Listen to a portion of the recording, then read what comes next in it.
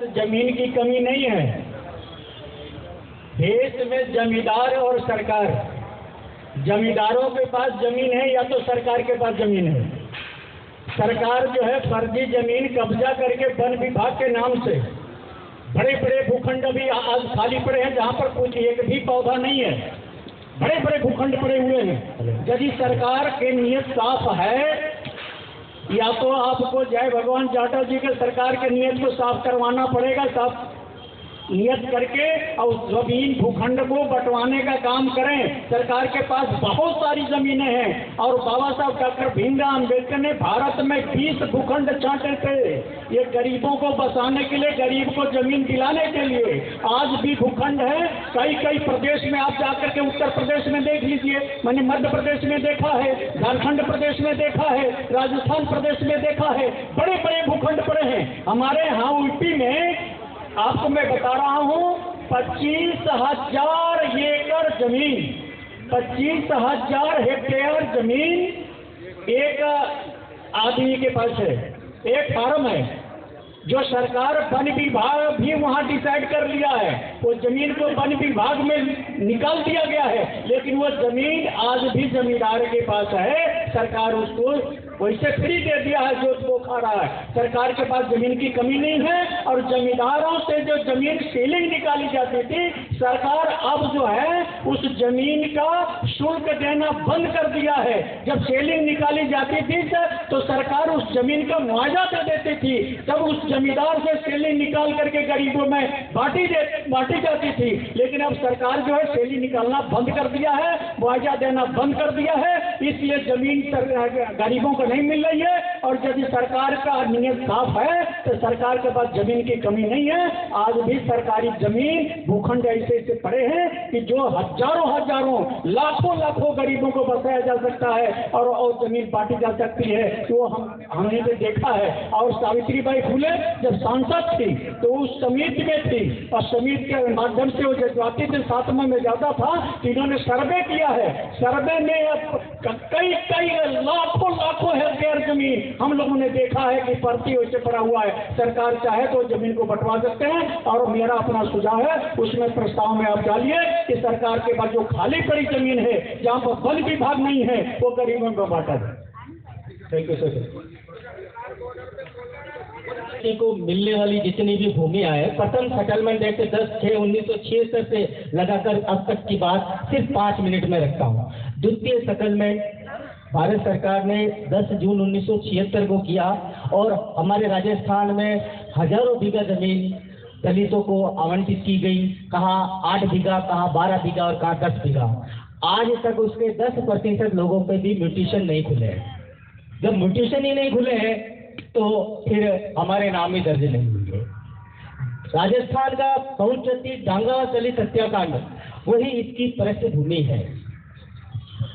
10/6/1976 को जो जमीन दी गई, अब उसमें किसी का अगर म्यूटेशन खोला गया है, सरकार ने ये नियम बना रखा है भारत सरकार ने कि एससी की जमीन दूसरा नहीं खरीद सकता है, एसटी की जमीन दूसरा नहीं खरीद सकता है। मैं जिस क्षेत्र का हूँ वहाँ 500 बीघा दलितों की भूमि पर राजस्थान रिको इंडस्ट्रियल एरिया बना दिया गया और वहाँ सब बढ़िया स्थापित हो गए। सबसे पहले तो ये बात करनी होगी कि हमारी भूमि को जो भू रूपांतरण कन्वर्जन के माध्यम से दूसरों को लोगों को देने की जो रजिस्ट्री का जो एक भारत सरकार ने जो एक तुरुप की चाल चली है, उस तुरुप की चाल को मेरे एक पास एक है उस जोकर से ही काट दूंगा। लेकिन मुझे आप सबका साथ चाहिए, जिस दिन ये जमीन हमारी अनुसूचित जाति के लोगों को कन्वर्ट के नाम पर भू रूपांतरण औद्योगिक के नाम पर रोकना होगा। जब नहीं तो हम वैसे ही भूमिहीन है और ये सरकार अब हमको देने वाली कुछ नहीं है, जो है वो भी हमें बचाना है। जय हिंद। नोट कर रहे हैं, लेकिन आपके स्वरूप में आप ये प्रस्ताव पेश कर रहे हैं वो शायद गलत ना हो जाए, इसलिए यदि लिखित का वो दे दें तो वो जरा थोड़ा समझने में और उसको लिखने में आसानी रहेगी। हम लोग सरकार को प्रस्ताव देंगे, बनवाने की कोशिश करेंगे। हमारे पास सांसदों के द्वारा भी जाएगा और हम लोग अपने आप में लिखेंगे। साउंड थोड़ा डाउन हुआ ना, सर ने जब आपने जो प्रस्ताव दिया है, दो लोगों ने बहुत इम्पोर्टेंट बात कही है। हमारे कमल भट्ट जी ने बहुत अच्छी बात कही है। तो हमारा अनुरोध है कि वो पेपर ले लें या मेरे को, मेरे रेजिडेंट सबके पास है, सारे कापियों में दिया गया है, मेरे को लिखित में बाई पोस्ट भी भेज देंगे तो वो आएगा और ये प्रस्ताव में ये ऐड कर लिया जाएगा जो हमारे पास प्रस्ताव है। धन्यवाद। पेपर यहाँ से ले लें या पीछे ही पेपर रखे हुए हैं, इसको लिखित में अपना प्रस्ताव या टिप्पणी लिखनी हो। इस बारे में जमीनवाड़ी मैटर पर मैं थोड़ा प्रकाश डालना चाहता हूँ, उसके लिए माफी चाहता हूँ। प्रधानमंत्री जी तो state wise land and ceiling का प्रोग्राम चलाया गया, बाकी स्टेटों में कैसा है, बाकी हरियाणा के बारे में मैं बताता हूँ। और मैं इसको 2008 से अब तक उसको कंटिन्यू काम कर रहा हूँ। हरियाणा में लैंड एंड सीलिंग एक्ट 1972 बनाया गया, 76 में इसके नियम बने और 77 में उसको इम्प्लीमेंट हुआ, सबको अलॉटमेंट लेटर दे दिया गया और उसकी एक वैल्यू रखी गई थी। बरानी, जिसमें पानी नहीं लगता उसको बरानी बोलते हैं, और जिसमें पानी लगता उसको नहरी, दोनों की कीमत अलग अलग थी। मोस्टली 5 एकड़ भूमि तकरीबन लैंडलेस लोगों को अलॉट है, ऑलरेडी अलॉट है, बट उसको किसी ने काम नहीं किया, सरकारों की नीयत सही नहीं रही। मैंने 2008 में RTI लगाई थी, मेरे फादर को 77 में 27 कनाल 11 मरले अलॉट है, अलॉटमेंट ऑर्डर है। थरो CM इसने चिट्ठी लिख ली, उसका पेमेंट RTI लगा करके पूछ लिया। 77 में 8,900 रुपये भरने थे, जो उस समय पैसे नहीं थे। जैसे ही RTI आया तो मैंने उसका पीछा किया। 2008 में RTI लगाई, उन्होंने बताया कि 10% ब्याज लगाकर 32,577 रुपये बनते हैं। 2015 में मैंने वो पैसे भर दिए, कंटिन्यू लिख रहा हूँ, कोई मना भी नहीं कर रहा, कोई काम भी नहीं कर रहा, ये ऑलरेडी प्रावधान है, इस पर विचार किया जाए। ये स्टेट वाइज है और ये कॉन्स्टिट्यूशन अमेंडमेंट करके संविधान की 9वीं सूची में डली हुई है, इसको कोई चेंज नहीं कर सकता, सिर्फ इस पर काम करने की आवश्यकता है। धन्यवाद।